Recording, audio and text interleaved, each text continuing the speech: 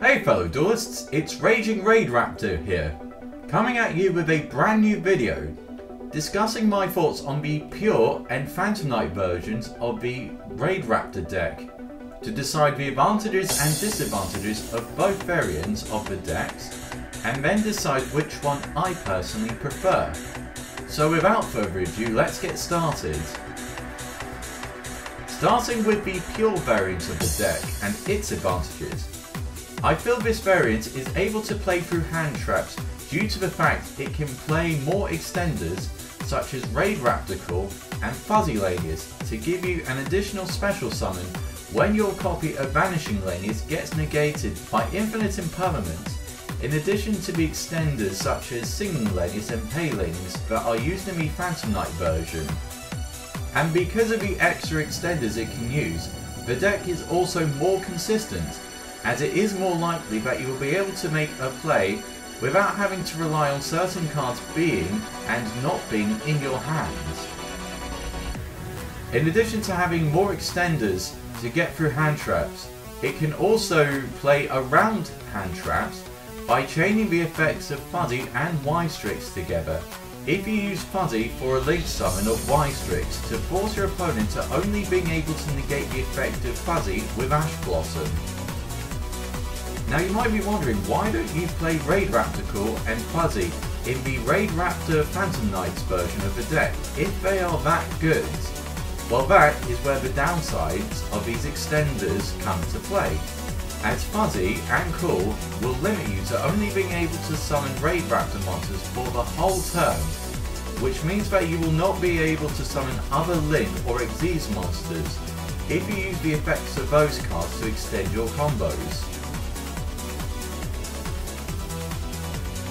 Which unfortunately lowers the ceiling of the pure builds that run these cards, since you will not be able to summon cards such as Evil Swarm Nightmare all the time, which is why the PK version of the deck doesn't run these cards, and also to make main deck space as small as possible.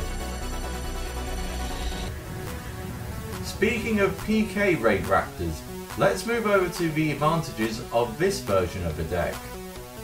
For anyone that has seen combos that involve Y-Strix, you will know that the deck has a very high ceiling in terms of the boards it can create, since you can easily summon fields summoning Cyber Dragon Infinity, number S0, Evil Swarm Nightmare, Raidraptor Ultimate Falcon, and the True Draco rank 9, with either 1 or 2 copies of Fogblade by using the Phantom Knights Link 3 and Y-Strix, which is definitely a lot stronger than the pure builds, as well as providing you with more choices of how you would like to build your extra deck.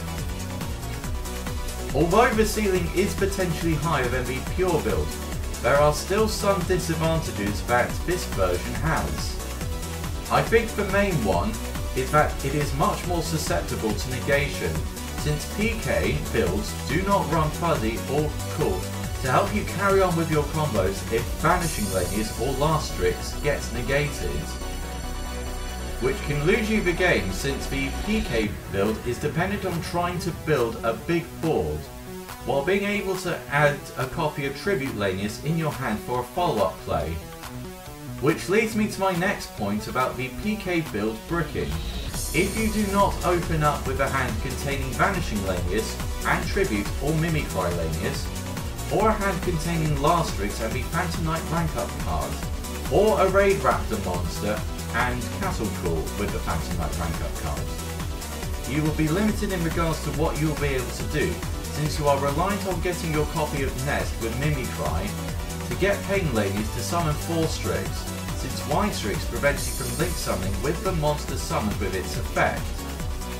This is also the reason why opening up with Pain or Singing Lanius with a copy of Vanishing is especially bricky.